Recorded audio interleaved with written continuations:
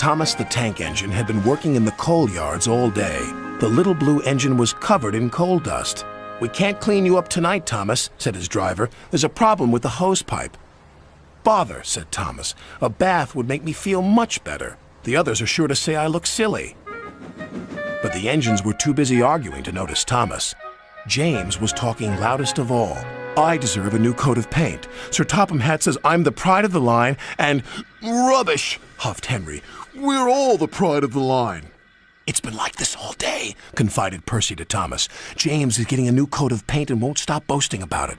"Why, James? I'm the one who needs a new coat. Look at me." "I'd rather not," retorted James. "You're not a pleasant sight, and wouldn't understand the needs of a really important engine." Thomas was fuming. Next morning, as James was being repainted, Henry had an accident. "If you can't push cars properly, Henry, why not talk to a tree instead? You know how much you like the forest." "As a matter of fact, Bossy Boiler, Sir Topham Hatt is inspecting the island for trees that are too close to the line. He's worried they might cause trouble." "Pah!" laughed James. "If I came upon a tree, I'd just push it aside." "Really?" Henry replied. Soon James was showing off his paintwork. "Make way for an important engine." "You wouldn't feel important if one of those trees crashed on you. You'd feel hurt," reproached Percy. "Rubbish! It wouldn't dare." "You should be careful, James. Trees can be just as powerful as engines," advised Terence. "Oh, please." "Now, excuse me, Sir Topham Hatt needs me to pull the express." And he huffed away.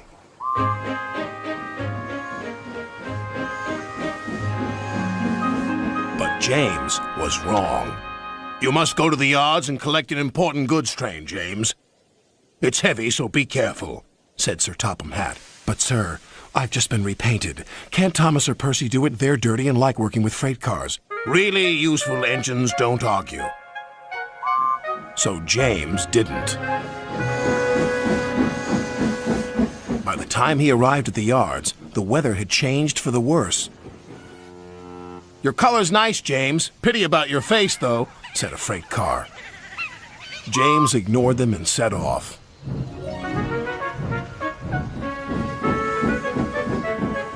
Soon they came to a hill, and his driver knew they were in for a difficult time. An old tree close to the track was being blown by the strong winds, and the rain had weakened the slope. All of a sudden, the tree moved.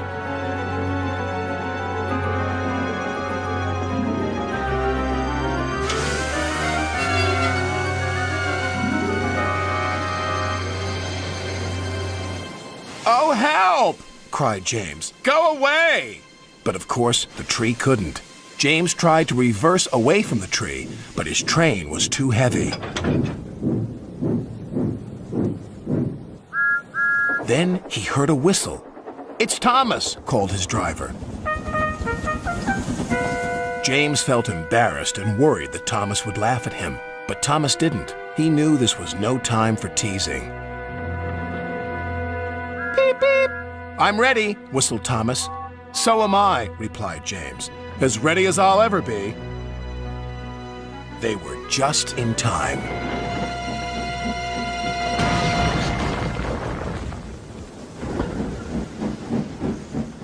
Later, James spoke to Thomas. "Percy and Terence were so right to warn me. Thank you for rescuing me, Thomas."